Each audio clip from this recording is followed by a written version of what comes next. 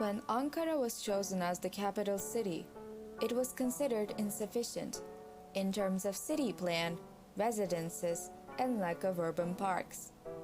There weren't even any electricity. It resembled more to an Anatolian town. Not only were the houses made of adobe, which was very old-fashioned, but also the people didn't quite have a modern mindset.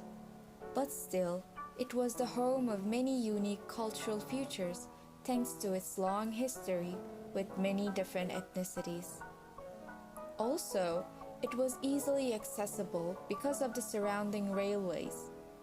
When the Republic was established, Ankara was designed to be the perfect image of an urban city plan. They started by forming the City Hall in 1924.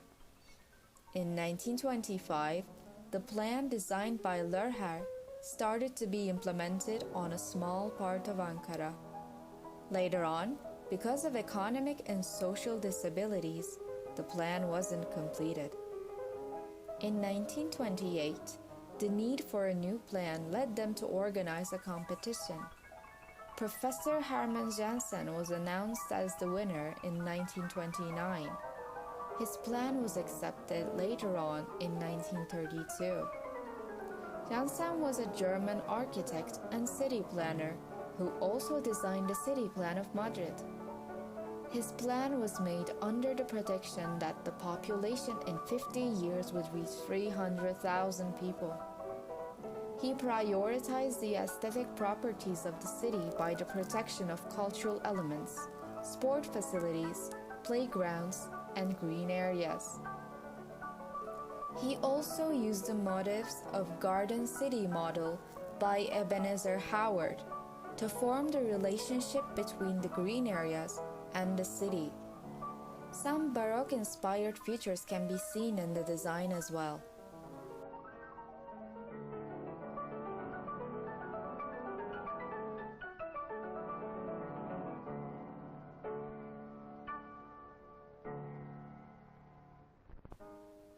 In 1930s Ankara, there was an obvious need for modernization. But who was going to lead it? In Western countries, the ones who led this movement were the bourgeoisie. However, this was not the case. By choosing Ankara as the capital city, they turned their backs on the Ottoman bourgeoisie situated in Istanbul. Thus, it was not possible to expect them to lead the modernization of Ankara. There might not have been enough bourgeois, but there were plenty intellectuals and bureaucrats, since Ankara became the center of bureaucracy. These people believed in the need of a place that lets people from every class to converse and spend time together.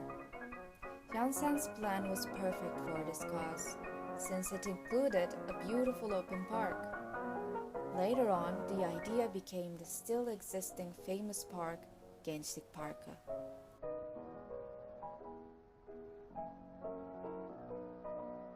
Although Jansen's plan was chosen, in 1936, the plan designed by Theo Laveau was constructed because of the economic problems and its aesthetic purposes.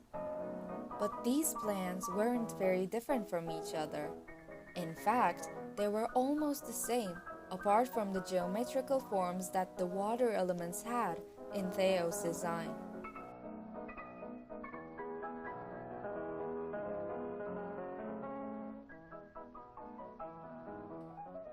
Gençlik Parkı was opened in 19th of May, 1943, with a swimming pool, water sports club, playgrounds, nightclubs, open theater, horse riding paths, health museum, parks and gardens department, and the labyrinth. Additionally, in winter, when the lake froze, ice skating also became an activity for the visitors. Later in 1952, an amusement park was constructed within the park, and in 1957, 2 miniature trains were added by Turkish State Railways. The placement of Gençlik Parkı was not decided by chance. It connected historical and urban context. The area was unused, and occasionally the flood caused by the river turned the soil into a swamp. It also included a cemetery. Despite being a hard area to use, because Atatürk wanted to add these spaces to the city, this location was selected.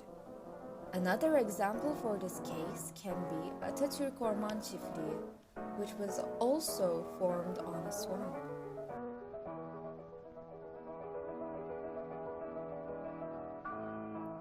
Because they wanted to create a design inspired by American cities, they decided to create an artificial lake, solving a major problem Ankara had, which was the lack of water elements. 4.5 hectare of the 27-hectare park was the lake itself. In the middle, a 30-meter fountain was placed, and a bridge connected two sides of the shore. Additionally, by planting trees, they led a green revolution in the city. These green areas were inspired from English garden features with its natural soft green lines and the central green pathway.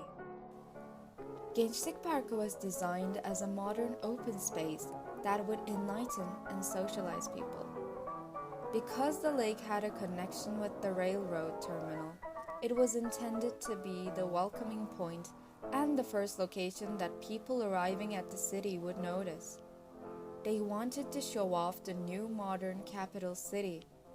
They even used the image of Gençlik Parkı on their money and the postcards as an important symbol of Ankara.